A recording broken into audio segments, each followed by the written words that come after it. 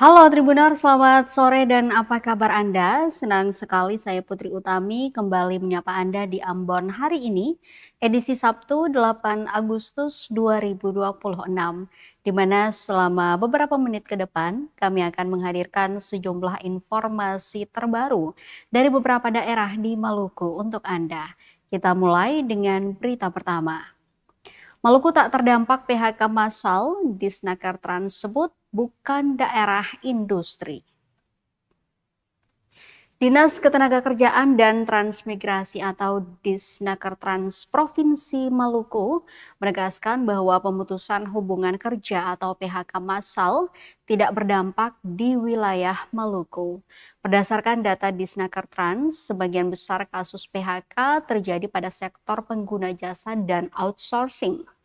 Sepanjang tahun 2026 tercatat ada 36 perusahaan yang melakukan PHK dengan jumlah tenaga kerja terdampak sebanyak 74 orang. Mediator Hubungan Industrial Disnaker Trans Maluku, Lewana Suatrat mengatakan PHK di Maluku umumnya dipengaruhi faktor internal, baik dari sisi perusahaan maupun pekerja. Beberapa penyebab diantaranya pelanggaran peraturan perusahaan, kasus pelecehan hingga perselingkuhan yang berujung pada tindakan indisipliner. Sementara itu terkait isu PHK massal yang terjadi di sejumlah wilayah Indonesia, Lewana menilai hal tersebut dipicu oleh dampak krisis ekonomi global. Namun kondisi tersebut tidak terlalu berpengaruh di Maluku karena bukan merupakan daerah industri. Ia juga mengungkapkan bahwa jumlah PHK pada tahun 2026 mengalami peningkatan dibandingkan tahun 2025.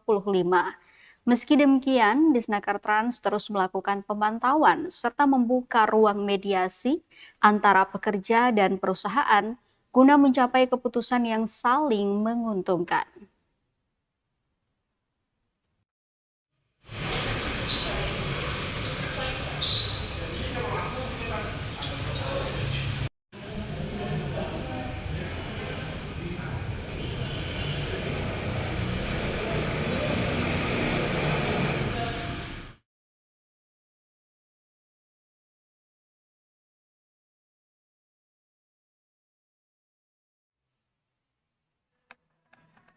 Sepanjang 2026, PHK di Maluku meningkat 74 orang, kebanyakan pengguna jasa dan outsourcing. Angka pemutusan hubungan kerja atau PHK di Provinsi Maluku meningkat di tahun 2026 sebanyak 74 pekerja. Angka ini naik 40% dibandingkan tahun sebelumnya. Data Dinas Ketenagakerjaan dan Transmigrasi atau Disnaker Trans Provinsi Maluku pada tahun 2025 hanya 36 orang yang diputus hubungan kerja. Angka ini menjadikan Maluku sebagai provinsi yang paling minim PHK di Indonesia. Meski begitu, pada tahun 2024, Maluku pernah mencatat jumlah PHK cukup tinggi, yakni sebanyak 254 pekerja. Menurut Mediator Hubungan Industrial Disnaker Trans Maluku, Lewana Suatrat, kondisi kian membaik seiring bertambahnya lapangan kerja. Meski tahun ini mengalami peningkatan, dinilainya masih wajar mengingat efisiensi anggaran yang menjadi faktor yang cukup berpengaruh. Selain itu, melemahnya mata uang Indonesia juga ikut berpengaruh. PHK massal yang terjadi belakangan ini di sejumlah kota besar di Indonesia tidak terjadi di Maluku karena bukan merupakan daerah industri. Ia menjelaskan perusahaan yang mengalami PHK terbanyak berasal dari pengguna jasa dan outsourcing. Kebanyakan dari mereka karena tidak menang tender atau lelang proyek. Meski begitu, Disnaker Trans Maluku tetap memantau dan memberikan ruang mediasi kepada pekerja dan perusahaan untuk mendapatkan keputusan yang saling menguntungkan. Oh sih bikin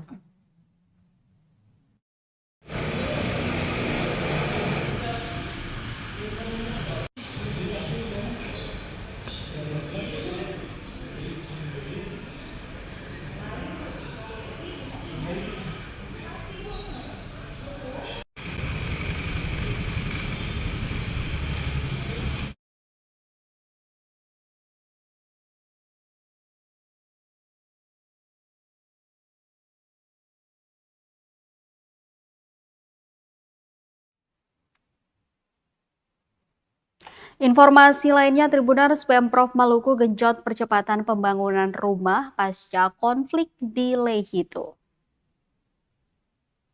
Pemerintah Provinsi Maluku mulai mendistribusikan material bangunan kepada pihak terdampak konflik antar kelompok warga di negeri Hitu-Mesing dan Morela, Kecamatan Lehitu, Kabupaten Maluku Tengah. Bantuan tersebut menjadi bagian dari upaya percepatan pemulihan pasca konflik yang terjadi pada 6 Februari 2026 lalu. Pendistribusian material dilakukan secara bertahap terhadap rumah korban di Dusun Waipaliti, Negeri Hitu pada Rabu 5 Agustus 2026. Dengan melibatkan Dinas Perubahan Provinsi Maluku serta mendapat pengamanan dari aparat kepolisian dan TNI. Kepala Dinas Perubahan Provinsi Maluku, Ana Yunus, hadir langsung dalam penyaluran bantuan bersama Kepala Bidang Perumahan, Antoni Watimena, dan Sekretaris Dinas Perumahan, Wodi Andi Watimena. Kegiatan tersebut juga dihadiri Kapolsek Lehitu, Ibtu LM Yusdiman, dan Ramil Lehitu, Kapten Suryanto. Material bangunan yang disalurkan diperuntukkan bagi warga yang rumahnya terdampak konflik. Pada tahap awal, bantuan diberikan kepada 2 kepala keluarga. Saiful Anggoda menerima 8 kusen pintu, 16 kusen jendela, serta 50 batang balok kayu ukuran 10 x 10 cm. Sementara Taher Slamet memperoleh 4 kusen pintu dan 5 kusen jendela. Distribusi material belum dilakukan sekaligus. Penyaluran akan dilakukan secara bertahap hingga seluruh kebutuhan masyarakat terdampak dapat dipenuhi. Tentu kehadiran pemerintah dalam penyaluran bantuan tersebut menjadi bagian dari komitmen mempercepat pembangunan kembali rumah warga yang rusak akibat konflik, sekaligus mendukung proses pemulihan sosial di wilayah Jazirah Lehitu. Sementara itu, Kapolsek Lehitu Ibtu LM Yusdiman mengatakan, seluruh rangkaian pendistribusian berlangsung aman dan tertib. Hingga kegiatan berakhir sekitar pukul 3 sore, tidak ditemukan gangguan keamanan maupun penolakan dari masyarakat penerima bantuan. Situasi yang kondusif selama proses pendistribusian dinilai menjadi modal penting bagi pemerintah untuk melanjutkan tahapan pemulihan pasca konflik, termasuk memenuhi seluruh kebutuhan material bangunan bagi warga yang terdampak.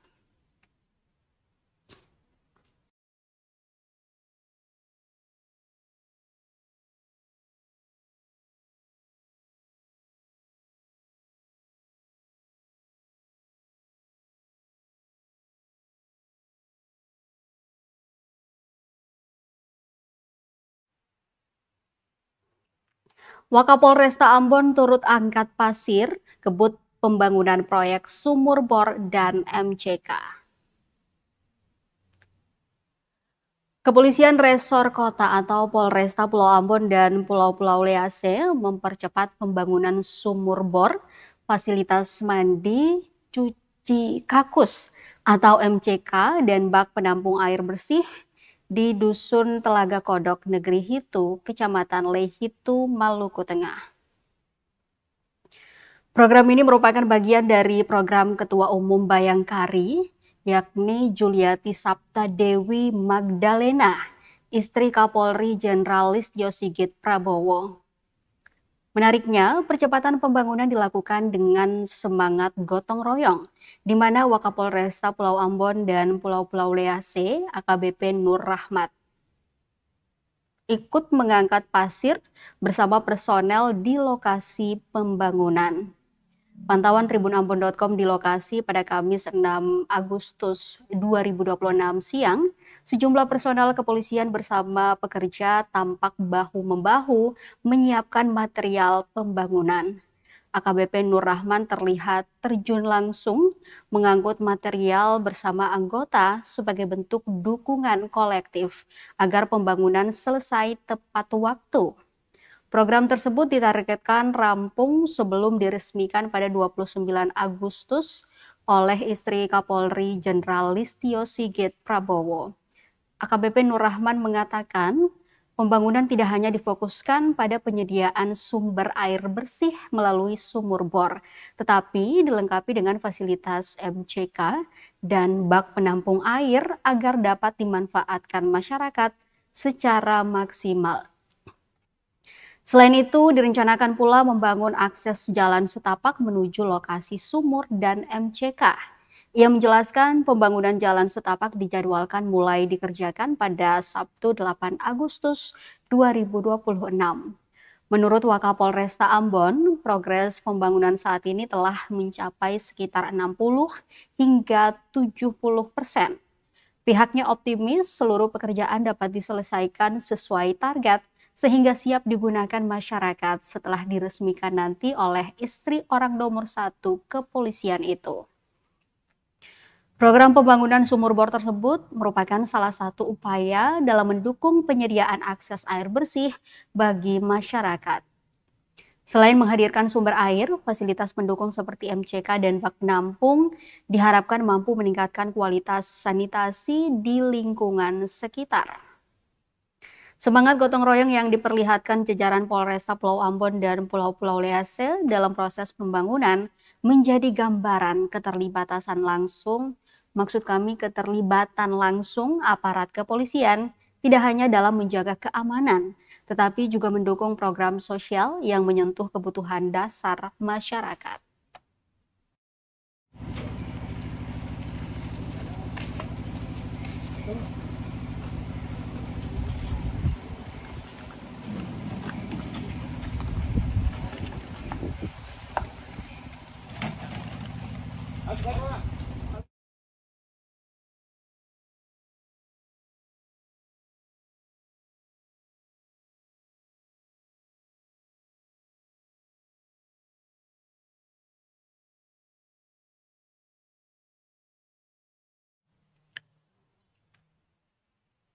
Kita ke berita terakhir, Tribuners. Rekonsiliasi pertikaian, TNI Petarung Morela angkut 3 kubik kayu untuk rumah warga di Hitu. Upaya rekonsiliasi pertikaian antar kelompok warga negeri Morela dan negeri Hitu Mesing, Kecamatan Lehitu, Maluku Tengah, masif diwujudkan melalui aksi nyata. Bukan hanya duduk bersama dalam forum perdamaian, anggota TNI yang berasal dari negeri Morela atau disebut sebagai kelompok anggota TNI Petarung Negeri Morela ikut turun tangan membantu pembangunan kembali rumah warga yang menjadi korban pertikaian. Anggota TNI Petarung Negeri Morela dipimpin Serka Ujailan Latukau mengangkut kayu rumah untuk didorong ke negeri Hitu sejak pukul 9:30 hingga 12 siang pada Jumat 7 Agustus 2026. Total kayu yang dibawa kurang lebih sekitar 3 kubik. Kayu tersebut terdiri dari kayu rep ukuran 5 x 7 cm dengan panjang 4 meter, kurang lebih 2,5 kubik yang masih dalam bentuk sualap. Kayu ukuran 10 x 10 cm dengan panjang 4 meter sebanyak 13 batang, serta kayu ukuran 6 x 12 cm dengan panjang 4 meter, kurang lebih setengah kubik. Sebagian kayu kemudian diserahkan kepada Syaiful Anggoda untuk digunakan membantu kebutuhan pembangunan rumah warga terdampak. Sementara kayu rep yang masih berbentuk sualap dibawa langsung ke Somel untuk dibelah menjadi ukuran 5 x 7 cm agar siap digunakan dalam pembangunan rumah. Dalam proses dropping, anggota TNI dari negeri Morela berkolaborasi bersama dengan anggota TNI dari negeri Hitu. Langkah ini, kata Serka Ujailan, merupakan bagian dari upaya membantu percepatan proses rekonsiliasi dan perdamaian antara dua kelompok warga yang ricuh waktu itu. Kata dia, bantuan kayu tersebut merupakan inisiatif anggota TNI Petarung Negeri Morela bersama pemerintah negeri Morela, para tokoh, dan juga masyarakat. Tujuannya sederhana, yakni membantu warga mereka di Hitu yang menjadi korban kericuhan. agar dapat kembali memiliki tempat tinggal yang layak. Ia menjelaskan pekerjaan kayu tersebut merupakan bagian dari kesepakatan yang telah dibicarakan bersama antara kedua raja negeri dan para tokoh. Pembahasan itu juga telah dilakukan bersama Gubernur Maluku serta rapat dengan Komisi 1 DPRD Maluku. Bagi Ujailan, bantuan tersebut bukan sekadar persoalan material. Kayu yang diangkut dari Morella ke Hitu menjadi simbol bahwa proses perdamaian harus diikuti dengan tindakan nyata di lapangan. Terlebih, anggota TNI dari kedua negeri kini ikut berada dalam satu proses untuk membantu masyarakat yang terdampak. Bahwa bantuan tersebut diberikan secara sukarela dan tidak bertujuan untuk kepentingan pribadi. Dengan harapan proses rekonsiliasi antar kedua negeri dapat terus berjalan dengan aman dan lancar hingga perdamaian benar-benar dirasakan masyarakat.